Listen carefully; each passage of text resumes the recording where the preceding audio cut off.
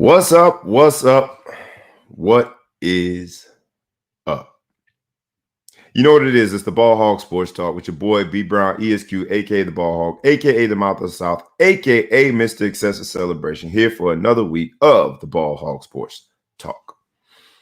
Today's episode is entitled With an Asterisk. And this topic, with an asterisk, is going to get us into sports, business, and entertainment like we always do, but it's going to be quite a riveting conversation. You know what it is. We never seem to agree, so let's argue. We mean debate. With an asterisk. The first thing that when we were coming up with the title, like maybe not everyone knows what an asterisk is. But an asterisk, as defined, is a small star-like symbol used in writing and printing as a reference mark or to indicate omission and potentially a doubtful matter. So how does an asterisk play into sports, business, and entertainment? We're going to talk about that today. And think about that last part, a doubtful matter. Some things shouldn't be doubtful, but some are, like what time we start every Friday. I say 8 a.m. and I've moved away from that because that's a doubtful matter. Other things, other people, they say things, you put an asterisk next to it because you don't know if indeed that is what they really mean or that is what if it's a truthful matter. Certain things you would think are obvious, like, hey, the Milwaukee Bucks won the NBA title, so they got to be the best NBA team. But all week we've heard that question. Other things in sports also have created doubtful matters. So today's topic, with an asterisk, we're going to talk about how those doubtful matters play into sports, business, and entertainment. Stay tuned. Here we go. It's the Ball Hog Sports Talk with another amazing week of the show. Let's go. Wake up, wake up, wake up. And stay woke, because this is the Ball Hog Sports Talk with your boy, B Brown, ESQ, a.k.a. the Ball Hog, a.k.a. the Mouth of the South. This is the place where sports, business, and entertainment collide. And we're going to give it to you rough, rugged, and raw, so come get you a spoonful, like some grits with butter and salt. You know how we do it in the South, y'all. Make sure you do not get caught in your feelings. Strap on your seatbelt and enjoy the ride. Come on, let's go, go, go, go, go.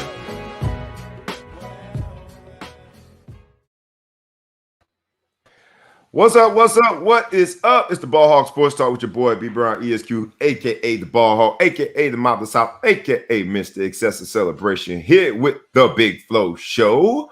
What's good, America? Ellis, the producer. What's going on, y'all? How y'all doing this Friday morning, brothers? Fantastic, man. I see you got a nice little painting of me behind you, man. I thought that's great. You're paying homage. You Dapper Dan. I like it, baby. Everybody, you know what I'm saying? I told y'all, man. Hold on. I just dress it down for y'all so that you could feel like the black T-shirt. That is a Vogue statement in New York City. So you know you in Vogue when it comes to New York City, baby. Look, man, Chicago. I see my man ETP still rocking the Boston hat, representing his folks. We got some good topics today, man. With an asterisk, I set off a fire alarm in a group chat with a whole bunch of brothers that I respect, professional brothers, by basically saying, I'm putting an asterisk next to this championship, the Milwaukee Bucks ring. And so I started in the opening by making a statement about sports, something as it should be as clear as possible. Like, hey, the Milwaukee Bucks won the NBA championship, so they're the best team in the NBA. But in sports, we know it's not that simple. So we got to start with the NBA Finals. Giannis scored 50, played on both ends of the ball. He had 5 blocks, made free throws, did everything that people doubted he could do. What did you guys think about the finals before we get into whether or not it has an asterisk? Let's just talk about the finals in general. Did you guys watch it? What did you think about the closeout game, Giannis? What did you think about the series overall? I'll start with you, Ellis. So the best thing from a narrative perspective is this whole thing going into the finals. This fan was in the stands, beat up the Nuggets fan. Suns in 4.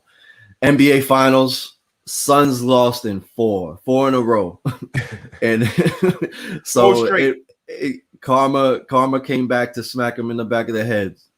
It's that's what I love about sports is that going into it, the Suns lost 2 in a row, and then the Bucks, who I had problems with their coaching, with their tenacity, and the last 4 games they turned it around. Giannis turned into a real assassin and put the team on his back.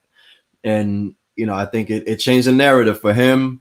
It changed the narrative for the coach. It'll be interesting to see if they can sustain this level. I mean, they've been a perennial threat for, they had the best record in the league for the past few years, but for them to get over the hump, I think it's good for them. It's good for the city. It's good for small market teams. And it was good basketball, even though the notable stars, LeBron and Steph Curry and the big market teams weren't in it, but it was really good basketball, and it was up and down, really a roller coaster. So it was good. It was good for the league, I think.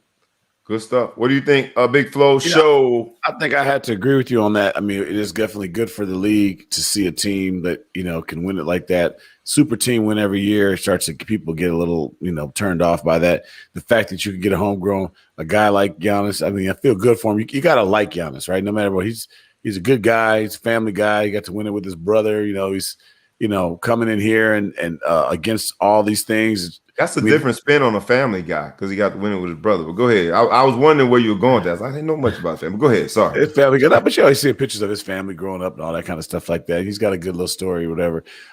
He's come so far in such a short period of time. So you're happy to see him win one, and we're happy to see him overcome himself. I mean, the man shoots free throws and everybody counts to 12. Not at home though. He didn't have the count. Being his distraction at home, but only when he played in Phoenix. Yeah, they did count every second. Phoenix. They shot air balls, and he never went to take. There was so many times you're like, "Oh, this dude might start going to take." Nope, he hurt his knee. We think that this dude might have a career-ending type injury. Nope, comes back and beats you over the head. Just needs a couple weeks to let the swelling go down. A couple games, and next thing you know, he's back. So one game. Did he only miss one? Yeah, one game. One game, man. This dude just walked it off and came back and was killing like it never happened. You know what I mean? So I like it. I like Giannis. I like the fact that he's kind of arrived here, and everyone kept saying all season how he needs to be somebody's Robin. He needs to go find a Batman, and he needs to go do this, whatever. I just like people shut people up, man. Shut up. So did he shut everybody up though? You do like when athletes shut the others, the experts, the fans, shut other athletes up. But did he shut everybody up? And that's kind of where we got to go with this, because all week we've heard both praise for Giannis, which he absolutely, unequivocally deserves. But we've also heard question marks being added to this particular championship. I set off a fire alarm. I did. A group of phenomenal brothers when I was just like, I don't know about the season, in the sense that he didn't face the best players because a lot of them were injured. I don't know about the season in the sense that he probably didn't face the best team coming out of the West because Phoenix played a lot of injured teams. And I was then met with at least one brother in this thread, all great brothers, man. But one brother in this thread essentially was like, a championship is a championship is a championship. He eliminated the whole idea of an asterisk. And I'm like, well, but we do it all the time. And so did Giannis indeed shut everybody up, or did we just open up a larger conversation? Where does this championship rank versus others? I mean, you got to look at it and say, okay, a lot of people got hurt, but is staying healthy a skill? You know what I mean? Like, obviously you're going to have fluke injuries and different things, but you prepare your body. He did something to his knee that could have destroyed him. It didn't. He would bounce back. You got to kind of give him some credit. I mean, what kind of workout regimen does he have? Remember how skinny come on. Hold on, man. I'm saying all these people getting hurt, and the Suns and Milwaukee found a way to avoid injury. Everybody else getting hurt, everybody getting sick. You got to give them some. It's not just all luck and fluke. Trying to stay healthy and being available for the game is part of the game. I mean, these guys end up not playing in the game and they weren't able to make it. That's part of the deal. You don't think Kyrie's injury was a fluke? I mean, every injury in some regards is a fluke, right? Yes. But in some regards, but to see that many injuries around, so you start looking when everybody getting hurt, you had to start looking at stuff like people are worn out, like LeBron was saying, people got wore out. Or AD soft. He's made out of paper mache, so he's soft. He get hurt every play. But people get hurt and they go through it, and that's part of the game. And you can't just say, well, what every single championship ever. I bet you can look along the way, and it was somebody in the playoffs that was hurt, or somebody didn't play this game, somebody didn't play that, and you can find it. They won the championship. The NBA was there. They won the championship, and they came out there and they played through their games. They came back. They were down. KD had every opportunity to close them out by himself, and his foot too damn big. What that one part you said KD had every opportunity to close them out. Was that by himself? By himself. But LeBron, how many times LeBron won the championship by himself? I mean, everybody's supposed to be. That wasn't the construct of the team, or get to the championship by himself. But I don't give a damn. They only played 30 games together as a team the whole season, and they got as far as they did, right?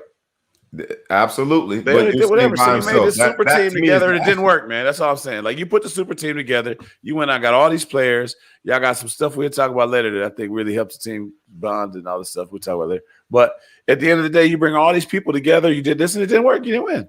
You got KD say he's the best player in the world. He can go do this by himself. He left Golden State. He went out here. Now it's 2 years now. I mean, last year was hurt, so I'll take it back. But now he comes back in. He goes and he's out there doing what he had to go do, and it wasn't enough.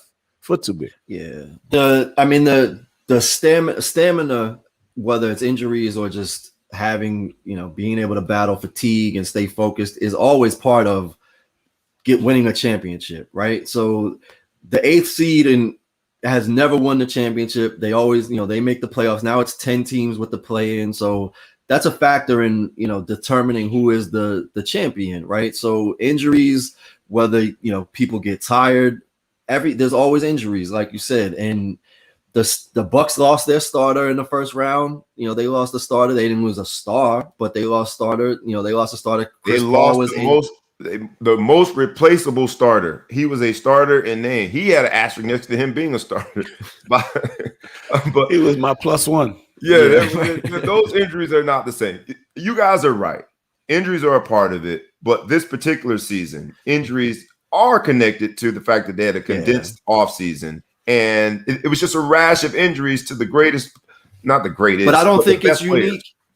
You think it's I don't think it's unique. I think that's what the thing that's tough about basketball is now injuries are becoming the same way like free throws are part of a strategy to win a game. Like injury prevention is very much a part of the NBA construct now, because you've got kids that have specialized. You got kids that are playing basketball on hardwood for 20 years or 15 years before they get to the league. And because of that, the wear and tear on the muscle. So that's why you're starting to see the AAU circuit. Kids are playing year round, and it's just causing all of these injuries. And as they get to be pros, it's just going to be more and more. I don't think it's just explicitly because of a shortened season or because they played in the bubble and then they've had this extension and they're playing too much. I think it's really just wear and tear. Basketball is hard on the body, especially the lower extremities, and it's always going to be something that you're going to have to prepare for, which is why the super team concept, if you can't pack the bench and have that longevity and have that stamina throughout the postseason, you're going to look like the Nets or you're going to look like the Lakers because you're not able to manage that load. I think look, you hit on a really good point. I want to go a little bit further on. Look at baseball, right? Baseball is the one pro sport where they really understand, the most prized possession is pitchers, right? So they have to play pitchers a certain way because they know that they can get injured if you play them too much. So the mastery of baseball isn't just having the best players, but knowing how much can I play this guy? Can I get this guy out of an inning? Can I play him again tomorrow? Can I do this? Blah, blah, blah. In basketball, you're going to get super top heavy, right? You get the three monsters in the league. You don't have enough. You can't go without them for a long enough time. So then they're playing a lot. AD they lean on AD all season in the Lakers, whatever. So he ends up getting hurt. It's not a mystery. When you play too much, you're more likely to get hurt. If you have a way to balance the team out, you can do it. So, I mean, you have to give credit to the fact that they stayed healthy and they were able to win a championship. You can't write that off and say, well, it's an asterisk because they got hurt. Well, shit, okay. Everybody was out there playing. Somebody could have got hurt. They won the championship. I'm not writing that off. What I'm doing is what we all do in all barbershops across America, especially those black barbershops. We haven't, you ain't been in a minute, but you might still go for the camaraderie. I used to get my beard tightened up, and then we digress. We digress. All right. But what I'm doing is I'm analyzing what we saw, and you guys are right that staying injury free is just as important as the strategy on the court. But this particular NBA season, dare I say, comes with an asterisk because of the shortened offseason. These injuries, the rash of injuries, is like nothing we've ever seen before because of the NBA deciding that they needed to have all of those games within a certain amount of time to make up from the previous year of the bubble. That I think we all agree there, right? So the injuries, we don't agree there. I don't agree. Yeah. I mean, look, when the Olympics, the Olympics are every 4 years. It's this year, but back, you had these stars that were playing in the Olympics in the summer, and then they come back and play in the regular season. Like, we didn't have those issues, so it's I don't know that it's totally specific to we had a shortened season. Like, I get it, I get the argument, but at the same time, like, Giannis had a potentially career-ending injury, and he came back in a game and a half later. And luckily, it was hyperextended versus MCL. Like, that was luck. That's not him being. But it's always injuries are always luck. Or you could say that the man, he trained, he did what he had to do. He is in great shape. He did. Let me say this: AD is and I still like AD from Chicago. AD is notoriously saying he's not a hard worker. He doesn't take care of his body. That's why he's hurt every time something goes down. He tweaks something, right? My son goes down and trains his knee and his ankle every day and does whatever. Not to say he won't get hurt, but he tries to build up those little itty bitty muscles to make sure he doesn't hurt something. So if you do get in a freak, so I want to give Giannis that credit. Maybe Giannis takes care of his body. I mean, remember how skinny he was? He got stronger. Maybe because he's taking care of his body, that's the reason why it didn't blow all the way, because he's strong, because he works on flex. I don't know, but you know what I'm saying? Like, there's something goes to it. But you look at AD as another example. Is every single time he scores, he gets up like he's almost dead. Man, you got to get in the weight room or something, man. Every time you get hurt, he pulled his groin. He didn't even do anything. He just did a layup, pulled his groin, and he's done. He's done for a thing. That's lack of conditioning to me. For the players that are notorious for being injured, it wasn't surprising they got injured this year. And Ellis, the producer, you're right that players do go and play internationally, play USA basketball in the Olympics and come back. And there's a schedule around that. This was an anomaly type schedule in their offseason because of the extended season last year in the bubble. And because of the amount of games they had to get in with a certain amount of time. This was an anomaly type year. And I understand why the NBA had to do it. But if you have an 82 game schedule over a certain number of months, that's where load management comes in. That's where they can be strategic. There was an obvious uptick of injuries this year that I think has a direct correlation to the schedule. I thought we all agreed there. You guys might not agree there. So, yeah, but even if I think the difference is the caliber of players that are getting injured. The injuries, from what I've seen, have not gone up. Like, there's not more injuries, but the caliber of player across the board, the star players are getting injured, and they got injured at critical times, right?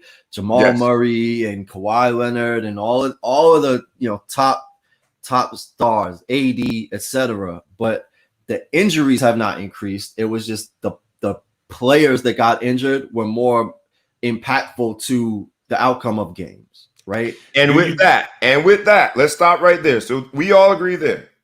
With that, does that not mean that this championship comes with an asterisk?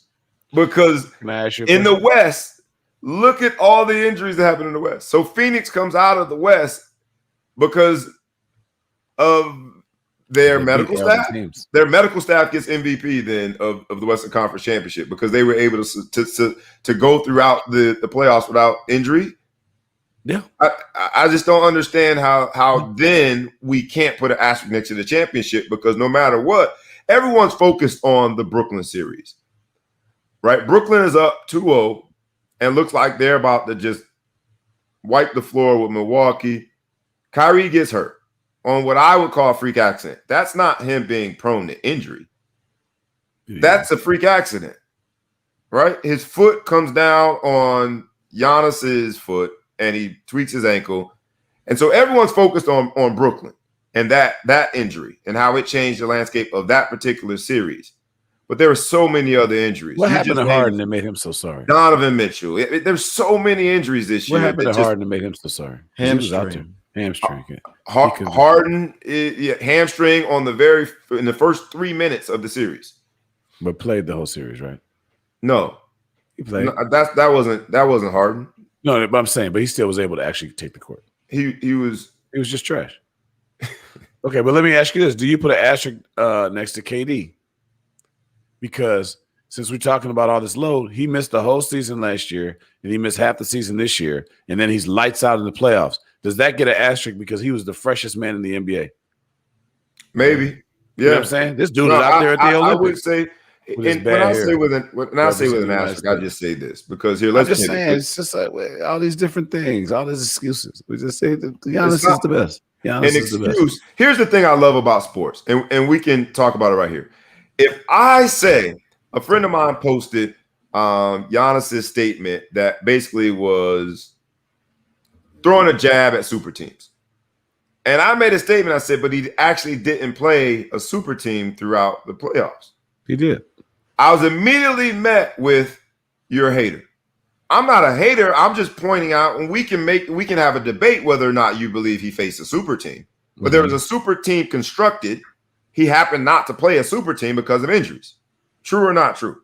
That team that was constructed as a super team was not the one that he faced. What you talking about? Brooklyn. Yeah. Right. Played a super team. They just had some issues.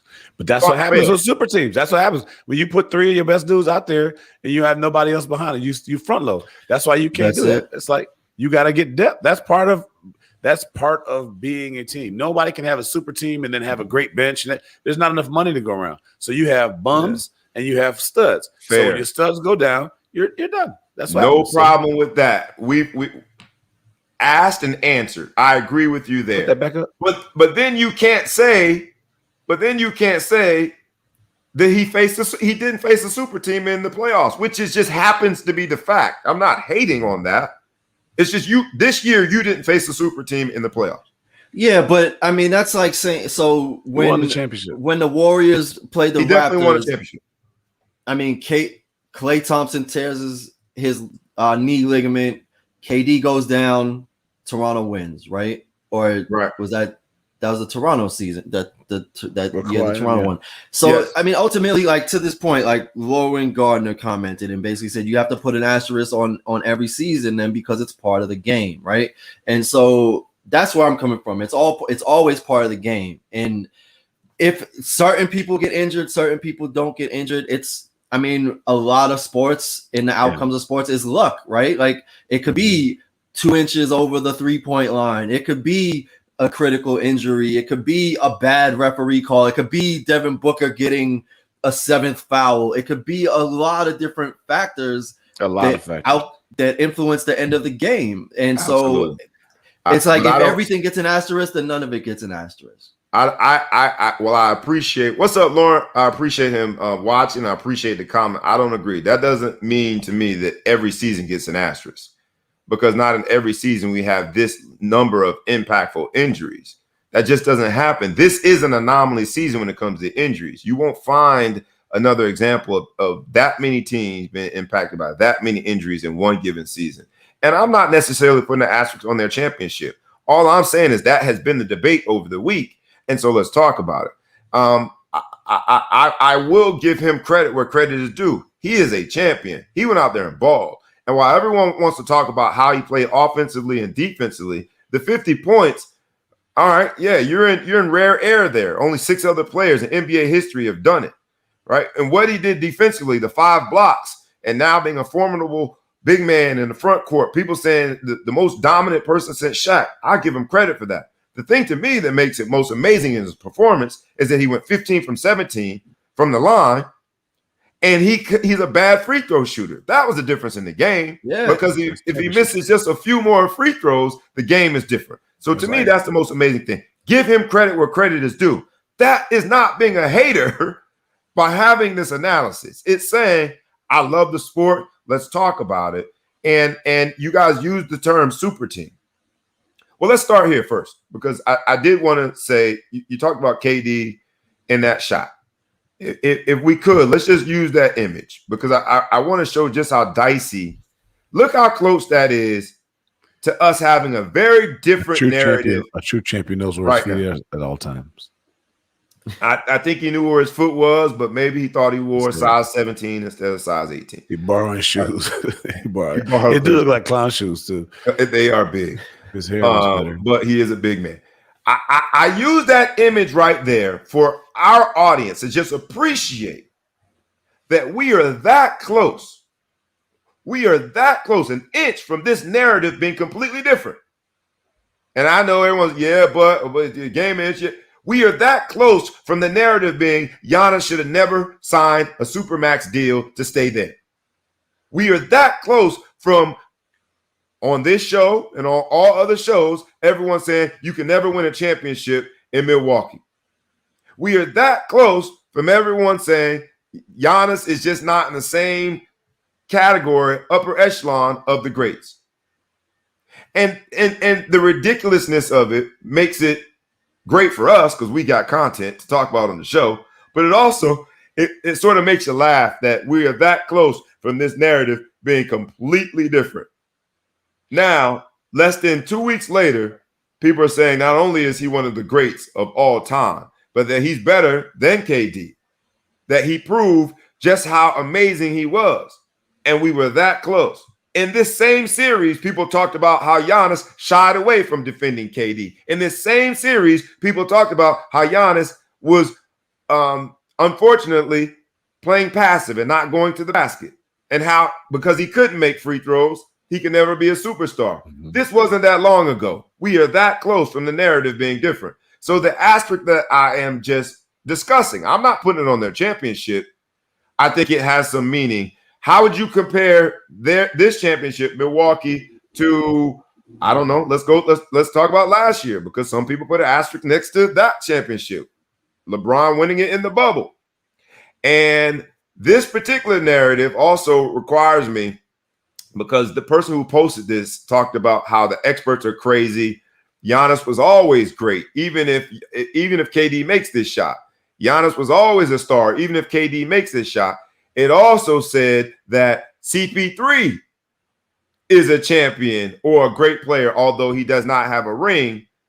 Does CP3 in his career, what asterisk do we put on his career now that he's come up yet again? There. He went to it. He had an opportunity to do it. He came there with a nice team, nice, healthy team, and he didn't win. So you got to say he's a great player. I mean, he's obviously a great player. Goes down a great player, but he's not a champion. He had a champion opportunity to do it.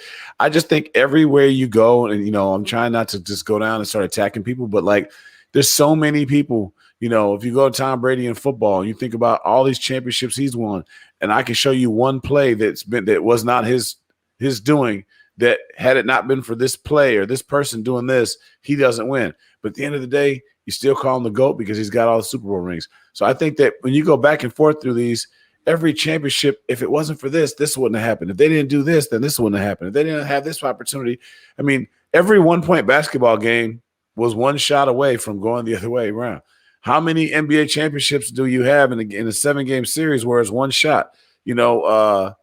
I think about Doofus. That what's the dude that LeBron brings with him? His little brother. He brings J.R. Reed, J.R.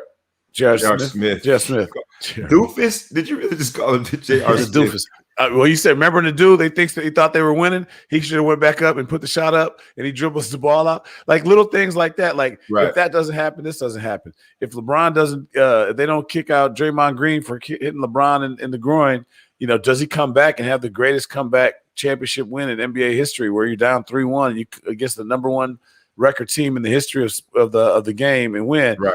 But it comes down to, well, if he didn't get kicked out for hitting him, but it happened. But that happened, right? All those things did happen. So, but, if it was a fifth, we'd all be drunk, right? So you got to look and just say he's a champion. Just look at it from what it is. In basketball, better than football and whatever, it's a series.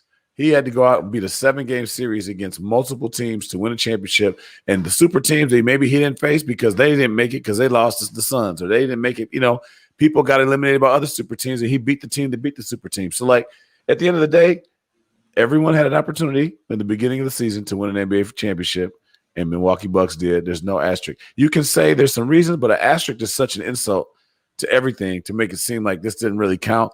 It's such an insulting moniker to put on an achievement with an asterisk. And I think you can say, well, if it wasn't for the injuries, okay, those are factors. But an asterisk is way too insulting. He should smack you when he sees you. He better not do that, because I'm just saying. I'm take all his money. Like I'm a good chunk of it. Matter of fact, he should smack me. He should smack. Okay, let me take his smack. This is my little brother. I'm gonna put 2 asterisks next to it now. Please smack me. I just want a little bit of that asterisk money. Glasses. You got some asterisk sunglasses. You come look at. When I see him, please smack me. And I'll say this: while we shouldn't, we do. You mentioned Tom Brady. You better believe we're gonna talk about Atlanta's failed math test. All Atlanta had to do was run out the clock. They failed the math test. You better believe we're going to talk about who was that? That wasn't Bevel. Who was the offense coordinator who decided not to give the ball to beast mode? Well, let's call Pete Carroll.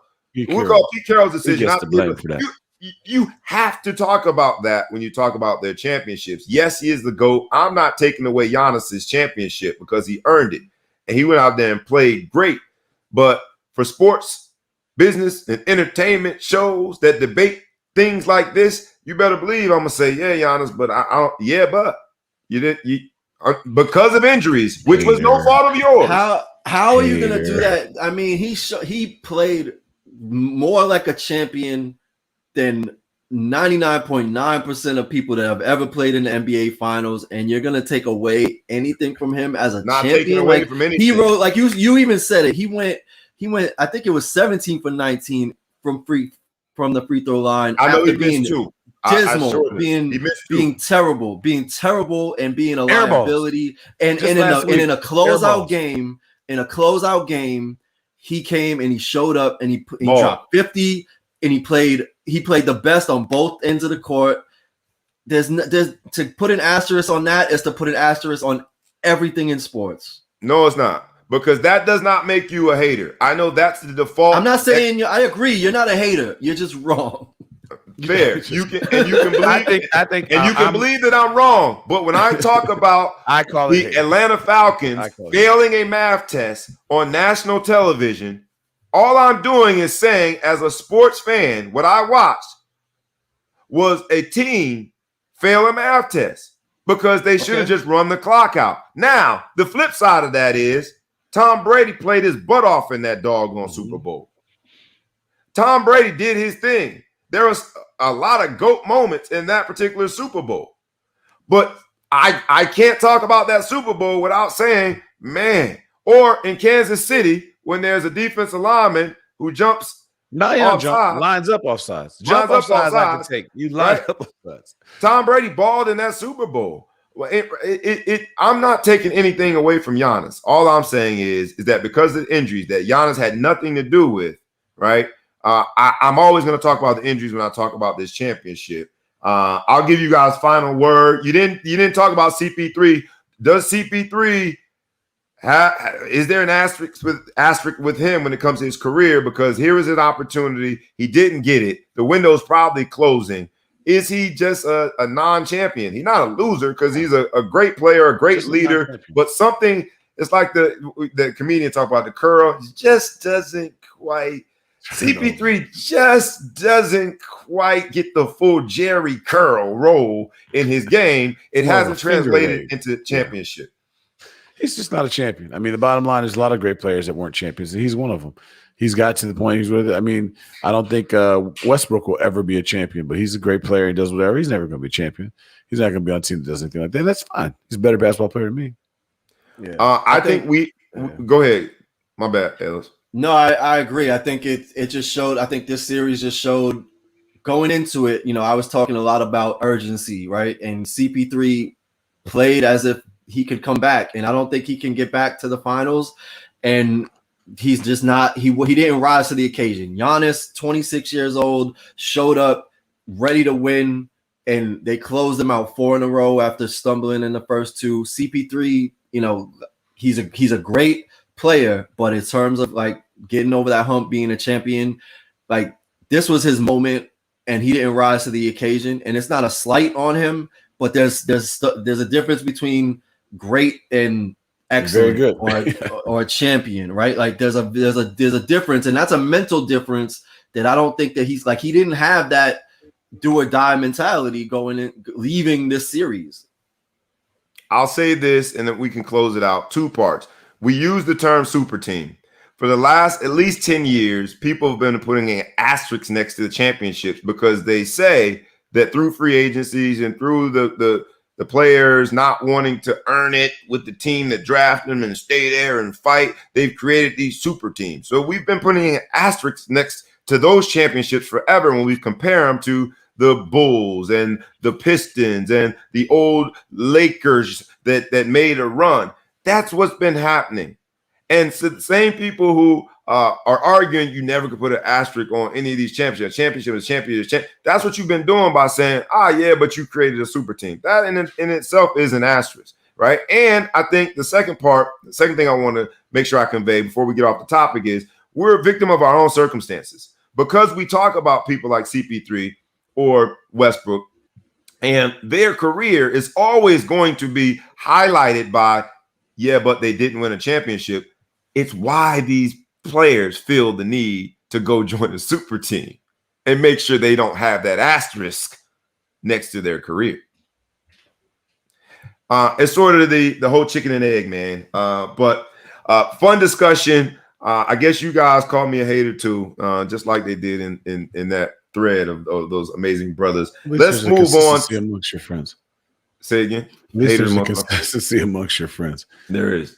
I try not to be a hater, but if I'm guilty as charged. The next topic I want to get to with an asterisk show is name, image, and likeness. Because when this came out, I thought it had to be a good thing. I thought that no way, shape, or form would I ever doubt that this could go off the rails. Players finally have another way, or at least a way, not another way, a way to make some money. I thought it was all good. I thought the NCAA punted in the sense that the source of payment was coming from a third party versus the institutions, but cool. At least they have this method of potential income stream. But now, because there's so much that is impacted by outside forces, I'm looking at name, image, and likeness with an asterisk because it's turned into the Wild Wild West. This sophomore in high school, Mikey Williams from San Diego, that's got high-profile social media following, is now signed a name, image, and likeness deal. We've got organizations or institutions like Michigan that they're going to finally, which is just the irony in that, because you think of the Fab Five and how it led to the big fight between Chris Webber and Jalen Rose. Michigan, of all institutions, has figured out a way for players to get paid for their own personalized jersey with their name on the back. The irony there is just like too thick to even cut through. Mm-hmm. Where do we go with this name, image, and likeness thing? I thought it was an absolute great thing for the players, but it has now turned into sort of chaos. And where do you guys see it going? I'll start with you, Big Flo. Well, I'll start off with Michigan, and I'll give them credit for this. So I reading the story was you could never buy a current player's jersey So it wasn't, they didn't even profit off of that. So you could only buy past players' jerseys or whatever. So like the guy says, there's 10 billion people on earth. You can get everyone's name but the 120 players that we had on our team. Now they're doing it for the first time. They could do it, and they're going to do a share and sign a contract. So I got to give them credit for that. Just having different conversations I've had with coaches and represent, I should say, people representing different schools. It is the Wild Wild West, and it's something that like it can blow up so quick because there's so little rules that were given out there. And as you say, Emmert punted once again. I don't understand how a man keeps his job, and he's had 2 chances. Mark Emmert over NCAA. Yep. He's had an opportunity for COVID to do the right thing and try to give some direction. He punted and let it go Wild Wild West, however it was going to go. And the conferences showed that they could do it on their own. And now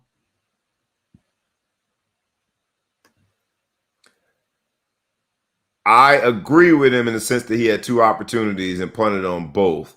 We'll see whether or not this works in the favor of the players, right? I thought that it absolutely would. Ellis, the producer, I don't know, your thoughts on it, but when you think of Michigan being the school that's not going to get credit for making right by these players and being able to sell a jersey with their name on it and they get paid. The irony of that is crazy. Sorry, guys. No problem. You were in the middle of talking about how Mark Emmert had 2 opportunities. Yeah, 2 opportunities. So he comes out and he doesn't, and now on this name, he just goes Wild Wild West, just lets it go. And talking to different schools, I mean, they're going to have to go and you literally can pay a player to come to your school now. You can't just say, here's a check for coming to school, but you can say, when you come to the school, this is the endorsement deal you're going to get. There's no parameters around the endorsement deal that you can have. So your son can literally say, if he wants to go to University of California, Berkeley, you can literally find a rich alumni that owns a manufacturing plant, and he can be the spokesperson for a tool and die company or manufacturing plant that has no affiliation, and you can pay him $10 million to do it. There's absolutely no limits to doing it. So it is going to be the Wild Wild West. They're going to have to go in there and say, how are we going to answer it? Because you see the kid at Alabama that's got $1 million. You see this kid in high school that's making money, but there's going to be different schools there. You're going to start directing people from high school to go to Nike schools because they're Nike. They're going to have a Nike contract. You're going to see the top talent is going to be literally on a list for sale, and it's going to go, and it's going to be interesting. NCAA tried to sabotage this, like walked away from it, like, all right, now watch what happens. Yeah, because they went on to talk about deregulations. Like this is a recipe for disaster, and everyone sees it. We see the disaster coming. There's a hurricane warning, right? Go ahead. Sorry. No, I think so. I think they literally, figuratively, they took their ball and went home, right? They just were like, all right, if this is what you guys want to do it on your own. We're not going to regulate it. We're not going to provide any support. You're not getting any of our media money and marketing money. We're going to still get all that revenue. If you guys want to go ahead and make money, don't ask us for any support. Don't ask us for any regulation. Don't ask us for any oversight. Don't ask us for any partnership. Do it on your own, because we're not even going to spend the money to invest in the litigation to figure out the best way to do this. You guys figure it out. And then now we're seeing some byproducts where, I'm the name, image, and likeness at the college level. I get it. I think they should be paid by the schools, and now there are these partnerships where, Michigan, even North Carolina, they're doing merchandise deals. So there is some level of revenue sharing, which should have been happening for a long time. But now when you're getting into like kids, literal children, Mikey Williams, where, now it's business ventures are happening, and it's at a lower level where amateurism is out the door. There is no such thing as amateurism anymore. It's you're as professional as you're allowed to be, depending on the size of the endorsement deal you can get from wherever it comes from. Yeah, and that's why I'm putting an asterisk next to it, because the fact that it has now trickled down to a sophomore in high school signing this deal. And I told you about being at this national tournament, and there's a 10-year-old selling his own merchandise. Next to him in a booth, that was the number 1 10-year-old in the country. Next to him is like the number 1 13-year-old point guard in the country selling his own merchandise. I just think that the more that this thing unravels, there's a lot of doubt for me as to whether or not there's going to be a positive outcome. You talked about the Alabama quarterback bringing in $1 million. Nick Saban divulging that was pretty funny how he did it. But you also talk about like coaches and representatives from these schools basically saying, "Hey, we've got to get with boosters, outside forces, and figure out how we're going to pay the players, what these deals are going to look like." It kind of feels like this whole, cannabis, we call it cannabis, Yes. what used to be weed, what was illegal, now it being legal, the whole stigma behind it. These things are happening in plain sight that at some point you would have never heard a coach talk about, we're going to get this player paid.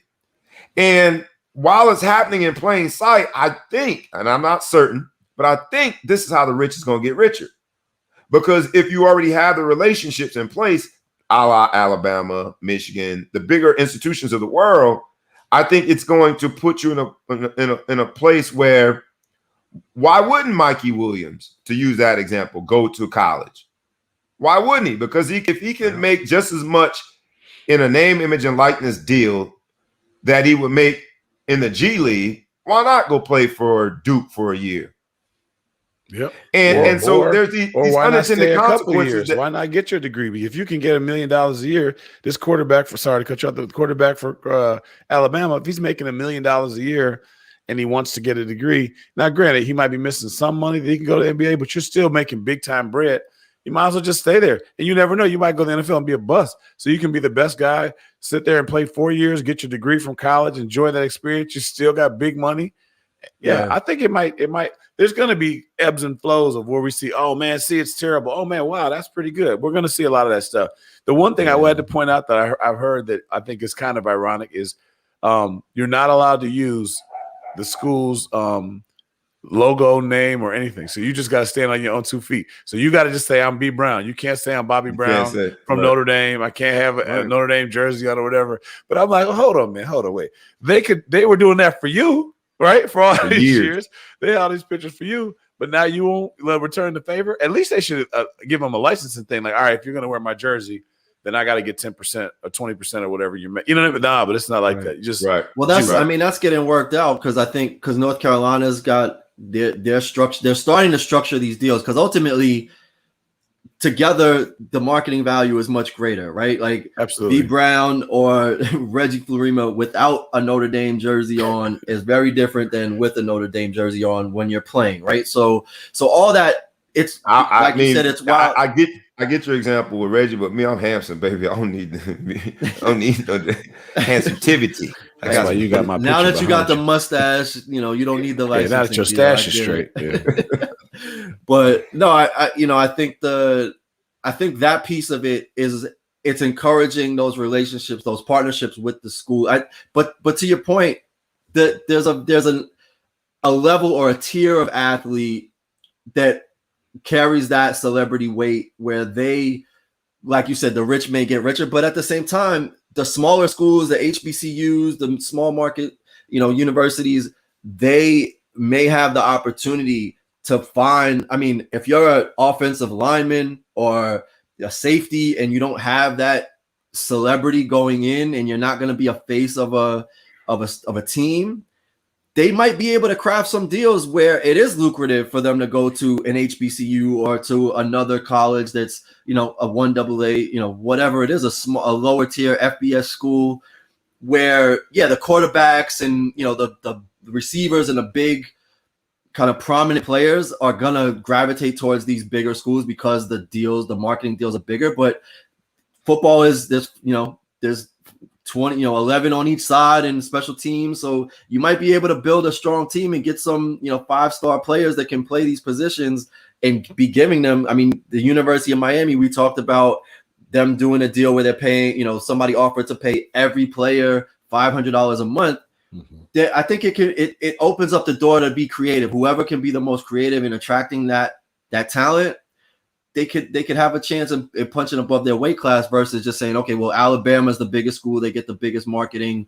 They're going to bring in this talent. If they're not doing something for these position players that aren't getting the the advertising and the promotion, then they might be at risk. I 100% agree with what you're saying there. I think that you're going to get a guy that looks and say, can I go and try to be the guy at Alabama and maybe get to an endorsement deal, but I got to compete with this Bryce, whatever Bryce's last name is, the quarterback that's getting $1 million. He's the man over here. He's the number one quarterback coming out of high school. He's the man. Or do I go to do I go to University of Toledo, no offense to them, where I know I'm going to be the man, and every single school's got rich alumni. So somebody at Toledo can say, look, man, give this dude an endorsement deal for $100,000. We can go get this player, but he's not worth $100,000 to Bama. Bama, he might be like a $10,000 player, but he's worth $100,000 to a Toledo team because that could change his whole thing.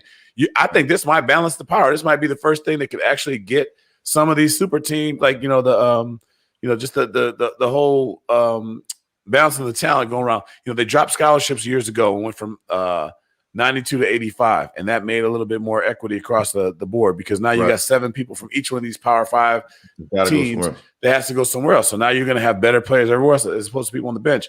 I think this money thing might be another great opportunity to do that. That's very interesting. I was looking at it from being the unintended consequences from the other side, meaning that these players are going to automatically go to the Alabamas and the SEC schools of the world. But you might be right. But the transfer portal, which is sort of under this same umbrella of a topic, right? The transfer portal has also now been hit with an asterisk because one of the coaches came out from a Power 5 school and said it has influenced how they recruit. Because while I thought it gave all the power back to the players, it's now influenced how they recruit and how many players they recruit. And so it's interesting that how these unintended consequences, like how they impact the players overall. Because instead of me going to get 3 players in one as a basketball program, not football, but basketball program. Instead of me going to go get 3 players in one recruiting cycle, maybe I only get 1 because I got to leave enough space within my scholarship allotment for players to transfer to my school. It's just a very interesting mix in how what I think was well-intentioned with name, image, and likeness and being more fair and allowing players to make some money off of this value that they've been establishing for hundreds of years as college athletes. What I think was well-intentioned, right, has this unintended consequences. The same is true with the transfer portal to give some leverage back. So many coaches have held eligibility, right, held a player's eligibility and dangled it up in the sky as I can control you now because I have your eligibility in my hands. So I thought it was well-intentioned, but now it might have unintended consequences, the unintended consequence of not having as many scholarships, that particular player not being offered because of that. I'll give you guys final word on it, man, and then we'll turn the page. But you see Maker is not he removed his name from the NBA draft, but he will not be returning to Howard. So that's what made me think about whether or not the HBCUs are going to be hurt by this or not. But I'll give you guys the last word on it before we move on. I do want to make sure I mention that Vanderbilt, Clark Lee, deciding not to have any names on the back of his players' jerseys. Numbers, right? That's what he did for practice. No numbers either. No number. I'm saying no names, no numbers, right? Yeah. You have to earn your number. That's got to hurt the player's ability to make money and name image. Like, I don't even have a number. I think he did it as the third from the left. Him. No, the tall one. Yeah, that's him. Yeah. That's or the fact that they weren't winning could hurt their value. But I'll give you guys last word on a name, image, and likeness. Where are we at with a good thing, bad thing, or is it to be determined? Do we put an asterisk next to it because of these unintended consequences? What do you say, ETP? Yeah, I mean, it's interesting because I do think that the transfer portal and name, image, and likeness are connected in the sense that you're going to have, I'll be interested to see the log jam of, you have these players that want to go to the draft of whatever sport, but they are now potentially staying back in school. So in terms of scholarships available, they could stay in school and wait till their draft stock rises and still be making bag, like still be secure in the bag on endorsements and basically Right. be a professional athlete until their stock rises to the point where they're going to be a lottery pick. So you have this kind of middle tier, Right. prospective pro athlete where they can manipulate this transfer portal and, the college experience in ways that they don't strike until the iron is really hot to go pro. And so how that's going to affect, additionally with the transfer portal coming in, bringing in high school players, it's just creating a lot of chaos. And it's good. It's good in the sense that when it all filters out, we'll probably have a much better college sports landscape, and it'll be more equitable for the athletes. The schools and the NCAA are still always going to make their money, but there's a lot more empowerment there. It's just really messy right now. So I think the next few years we're going to be arguing about asterisks of who won championships and who paid for it and all of these things as the things move around. But I think when it all filters out, it'll settle. When the dust settles, I think we'll be in a place where, as a fan, I will be more confident and more proud to be a supporter of these sports, as opposed to being distraught by the business elements that in the exploitation that's happening. You're exploiting. Yeah, great point. Because even you talk about like the championships, this new thing, this name, image, and likeness means that the number one player doesn't necessarily have to go overseas just to abide by the age limit of the NBA rule. They can go to Duke for that 1 year and be making bag. Right. So it's gonna have an impact on what we see on the court. But Mark Emmert's statement, when he was talking about the deregulation and this is where we are, he made a statement in there that sort of got glossed over. He was just basically like, what it means to be a student athlete in college has now changed. He basically said, without saying it, that you are a professional. You are a business person. And he admitted that some people are just going to college in order to progress to the professional ranks of their sport. I'll give you last word on the Big Flow. You have a son that is entering college. To hear Mark Emmert, the one who has First led of all, the NCAA. we are accepting all endorsement opportunities. So please forward all of your contracts to my lawyer friend Bobby and see what we look at. No, I think it's going to shake out. Kind of tells us the jury's out, right? We're going to see what's going to happen. There's going to be some good and bad before it gets kind of settled. I do feel like this whole situation, the whole transfer portal, whatever. I don't know. Some of these kids have been treated like kids for a while, and now they're going to be treated like big boys, and some of them ain't ready. Some of these guys already be, but some of these dudes aren't going to be ready for this unintended consequence of, again, I talked about on the show where Michigan State told a bunch of kids to transfer because, hey, it's time to go. We talked about how they're only going to give, you just talked about how they're going to give one scholarship instead of three because they're one of the things that we don't want to develop a kid. So people are going to have to prove themselves. So you're going to start seeing a lot more. It's free agency. It's free agency now. So now if a kid goes to a Toledo and does pretty well, is he just using them? Is he only going to be there for you? And they got talked about in basketball. Are you using me for 1 year of development? And if you don't play early, so he said, we're only going to sign freshmen that we think can play early because otherwise we're just developing them to go someplace else. So now if you go to a school that's in a small market and you have a great year, are you gone because you can't afford to sit here and wait because there's marketing dollars in another school. Right. So now that more stuff's going to filter up. So there's going to be a lot of movement. I hope in the meanwhile, the education doesn't get pushed back because you're going to have a lot of people having a hard time graduating. I know my son picked a school in large part because of the great academics that are going to be at the school. You'd hate to be in a situation where you see kids at good academic institutions. Don't just gloss over that, man. Flex on them. That's a statement right there. What I'm saying. But, you'd hate to see a kid in a situation where he's at a Stanford or he's at a Notre Dame or he's at a Vanderbilt or whatever, a great education institution, but then he knows that, man, do I leave because if I go to this other place I can get a $200,000 endorsement deal, or do I stay here and get a degree that's going to help me out for the rest of my life? There's going to be decisions like that they're going to have to make, and people are going to have to look and say, I don't know, a little bit of money now versus the future. So the grad those are young people making those decisions. And young people, well, I'll just speak for myself. When I was young, I thought very short-sightedly. But in an odd way, before we move on, I'll just say this. In an odd way, this eerily sounds like the previous discussion. Like someone will start at a mid-market team, in your example, Toledo, and then go run for the hills, right, as an opportunity through a transfer portal, or maybe because they like more of the attractive endorsement deals being offered at a Power 5 or an SEC school. We're going to create super teams. Yeah. In an odd way, this sounds a lot like the conversation we were having before about the NBA in general and the state of affairs there. So name, image, and likeness is here to stay. Hopefully, again, the discussions that we're having, just like, what we call it cannabis, we used to call it weed, reefer, all that. Reefers. You having them in plain sight. These conversations feel weird because what was illegal yesterday, well, not yesterday, literally, but what was illegal last month is now legal. And, without a lot of parameters around it. We'll see how it all shakes out.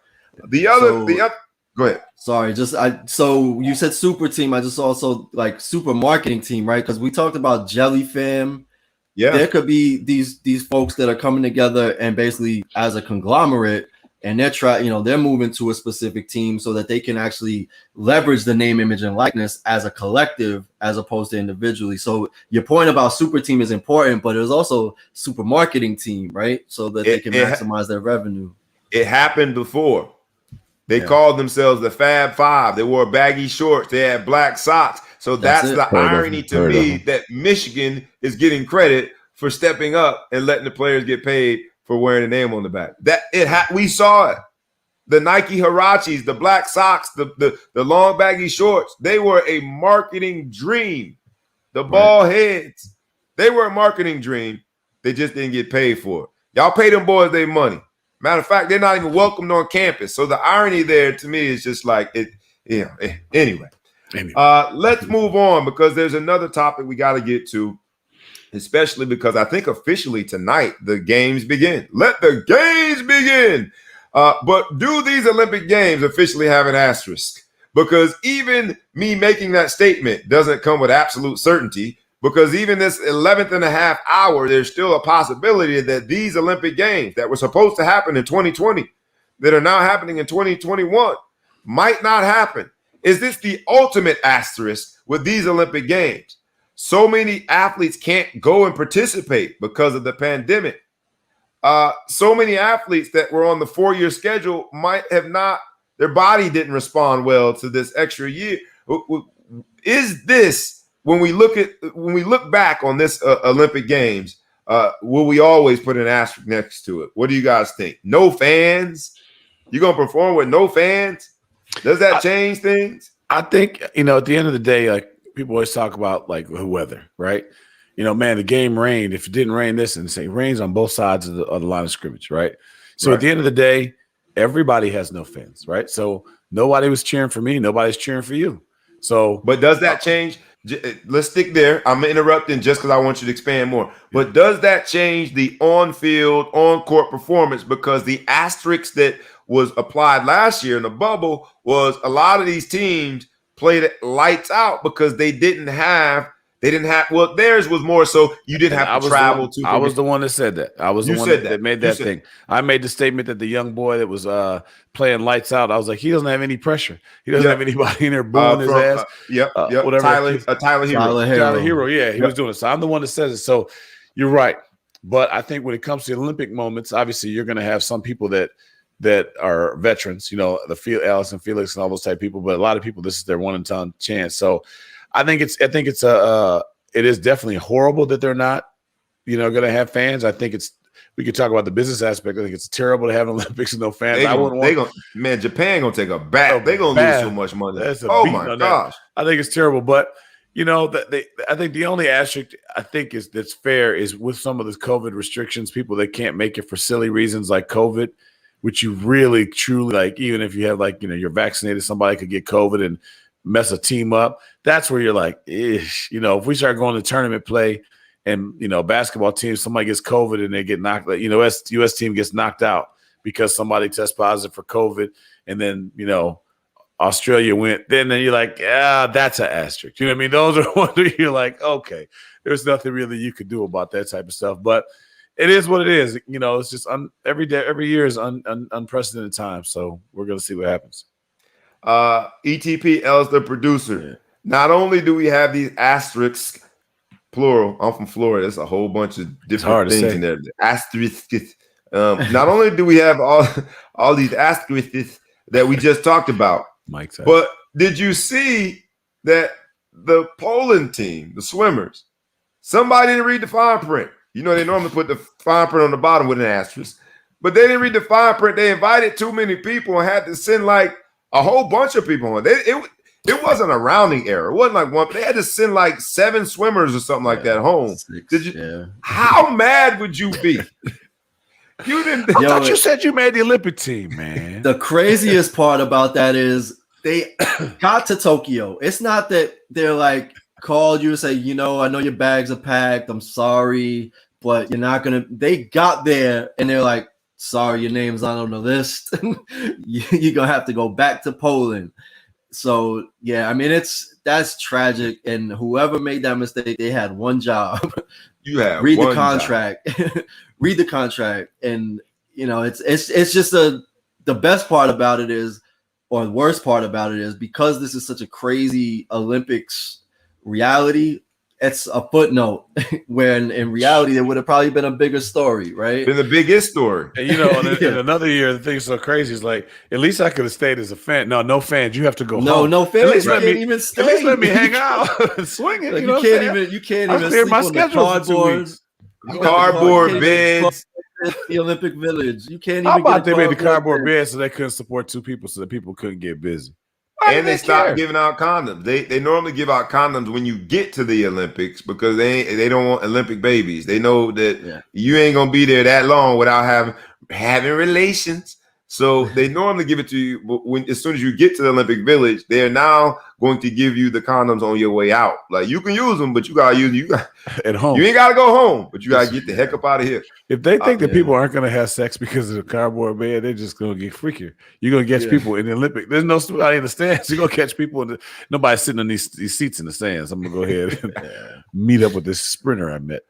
Yeah, it is crazy, man. Because I mean, also, I mean, the thing about not having spectators, because there's a deaf and blind Paralympian who withdrew because they wouldn't even let her bring an assistant. Yeah, her assistant. And so there's just all, and then also, you know, there's parents that are participating in the Olympics, primarily women, but parents that are participating that can't bring their children, that are opting out or having to deal with that reality. So the asterisk, if we're talking about asterisks in anything, this is probably one that I'm fully ready to have a firing squad of asterisks on this one, because there's so many factors, and it's unfortunate. Got girls that can't run because they smoke trees.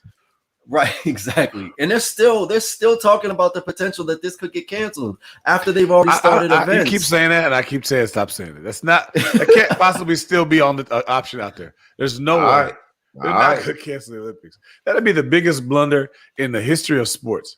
You let them get there. You don't want to be the one. You don't want to be the one that's like, no, we should keep going, and it just creates this, second full pandemic across the world. Who wants to raise their hand and say, no, we have to do this? Should have said it before. Once that torch was lit, they on. What's going? Hey, let's go. Let's go. Time to go. Yeah, it's unfortunate because so many Olympians have worked so hard. But the ultimate flex, if my mama, daddy can't be there, the ultimate flex is the brother and sister fencers that both made it to the Olympics. Like, we gonna have family anyway. We both made it. And they happen to be from Trenton, New Jersey. Shout out to Trenton, New Jersey. I'm a Floridian, but I've been here long enough now. I can shout out. You see how he just did that? I'm a Floridian. That? Now he done claim. Now he's okay. What set you claiming, fool? Yeah, you either from Florida or you from Jersey. Which one you at? Which one? Yeah. Look, it's one of those things where it is a global pandemic. So the entire globe is impacted by it. But I do think we look back on this whole thing. The fact that you got to put 21 instead of 20 is its own asterisk, right? That's not I ain't no mathematician, but I know 21 ain't no multiple of 4. You know what I mean? Yeah. And for the listeners that are well educated, when I say 4, I mean FOUR, 4, the number 4. All right. 21 is not a multiple of 4. So in itself, when we look at these games, the Summer Olympics of 2021, there's this big question mark around it still, whether or not we're going to have it. But if indeed we do, it's gonna be ceremony tonight. I'm saying it. Open ceremony tonight. It already happened. It's just we're gonna see it tonight. But we're gonna see it tonight, right? Yeah. So it's gone. It's gonna happen. Stop saying I'm it. American. I can't even American. Right. We think the Olympics is on. It's on for us. They operate on my schedule. Watching it live. East Coast. That's all. East Coast, as east as you can get. Look, everybody, this has been awesome. We're gonna do a lightning round from the producer's floor, the producer's cut, and then we're gonna get out of here. Let's do them quickly. ETP, what we got, man? How quick can we get? Yeah, so just a quick few interesting points that might have got buried in the headlines for the production notes. So the Brooklyn Nets, there's a undisclosed source, anonymous source from the organization that was saying that there was essentially a slush fund or a reserve account for any personal expenses of entertainment for the players, for girlfriend flights, renting homes, etc. They named it. They named things just meant like the side girlfriend. It's only 12 guys on the team. Are you kidding me? How could you say that? Right. Then the budget's manageable if there's only 12 guys. How do you and 48 women? That could be one of the things for girlfriend, side girlfriend. Right. 12 people right now having tough conversations. It's like, what? Very tough. Yeah. I know you better not be tapping into that fun. The real story here is there's a snitch in the room, undisclosed source. There's a snitch. You snitch. Probably Kyrie. I say Kyrie. What's the over-under on Kyrie? Kyrie told him. What else you got, ETP? All right, so Shohei Ohtani, we know his story. We talked a lot about him last week. He was responsible for 30% of all memorabilia sales for the All-Star game, and also donated his home run derby check to the Angels staff as a thank you. So did all that work for All-Star weekend, donated that money to the Angels staff to thank them for all their services. Oh, that's dope, man. Shout out to him. Hey. They say he's not marketable, but he's making waves, and he's doing a lot more. He doesn't have to use his words, but his actions. He's saying Stephen A. Smith a few bucks. Stephen A. Smith, brother, a couple bucks get you cleaned up. You talk about statements that don't age well. I give that young man a round of applause because we talk about how selfish and childish that some of these super athletes can be. Shout out to him, man, for doing that. What else you got for us, ETP? So we'll close it out with two other big baseball stories. One for my prideful Red Sox fan. So there's a Yankees fan that was mad about the Yankees getting wiped by the Red Sox in a series, and a fan threw the ball at one of the outfielders, and as a result, he was banned from all MLB stadiums across the country. You know what they saying in New York? Good job, B. That's what I'm talking about, B. You gotta let them know where we from, B. That's what we do. We gotta go to more games, B. That's right, son. Hit him with the ball. He sunned him. I want to provide some perspective because you coming with a real. That's what they do in the game. They hit people with the ball. That's part of baseball, isn't it? You throw the ball to people you don't like. Yo, they so soft over there, boss. Hit with the ball, son. What up, B? Well, that's the problem. So now this guy ruined it for everybody. So everybody that goes into a baseball stadium, you can't wear Tim's to no MLB stadium. You can't throw the ball. It's gonna be dress code like club dress code. No Tim's, no fitted caps. None of that. So and then to close it out, really, really great story. So the baseball team in Cleveland, formerly known as the Indians, has officially changed their name to the Guardians in response to the backlash that they've gotten for many years over utilizing the imagery and the naming, for indigenous people. So out of respect and acknowledgement, they've changed their names now, utilizing the city's heritage. So after 106 years of being called the Cleveland Indians, they are now the Cleveland Guardians, and slowly but surely, we are moving forward and thinking of diversity and inclusivity and being respectful of all people. So great story. Hey, I got one Great thing I story. want to bring up. I just saw the thing. It would sound like a BS story yesterday, but it's gaining momentum. Texas and Oklahoma joining the SEC. They say it's happening. I If just got that a happens, little click. What happens to their conference that they leave them behind? It's done now, right? nah, because they probably gonna. I mean, there's some SEC I think schools that they Cincinnati's might going to tap on the join. shoulder. They're like, "Hey, bro, Vanderbilt being one of them. Since y'all ain't got no numbers Hey anyway, man, once y'all going, we got some room over for you over we here in got this Big you ain't got 12. no numbers anyway. You can still Yeah, play." come on, man. They don't play no defense over the Big 12 anyway. We're just gonna slide you over here. But yeah, I think the Cincinnati's supposed to be joining the Big 12 coming up. So I think they'll get somebody back. But I don't know. You take Oklahoma out of there. It's The horse trading is let it begin, man. The big bad SEC. The rich get richer. We'll see if that does play out. That would be breaking news if that does happen. This has been an awesome week with an asterisk because I don't know about you, but in the barbershops you hear about all these conversations of people adding an asterisk next to a championship, adding an asterisk next to a stat line, adding an asterisk next to an entire era, a la baseball. They make for good debates. Trust me, I'm not hating on anybody that is a champion because it's tough to come about to be a champion. But they do make for good debates. We enjoy and appreciate all of you guys. We ask you humbly, like we ask you every week, please like, please comment, please share. Again, I will repeat, it won't cost you a simple thing. And I don't say that with an asterisk. I say it with an exclamation point. Please like, please comment, please share. This has been another week with the Ball Hog Sports Talk and your boy, B Brown, ESQ, a.k.a. the Ball Hog, a.k.a. the Mouth of the South, a.k.a. Mr. Excessive Celebration. Here with my man, Dapper Dan. Yep. Join us again next week. We really do appreciate you guys. Please like, please comment, please share. We'll be back next week with another action-packed, rugged and raw sports business and entertainment take. We is out. Peace.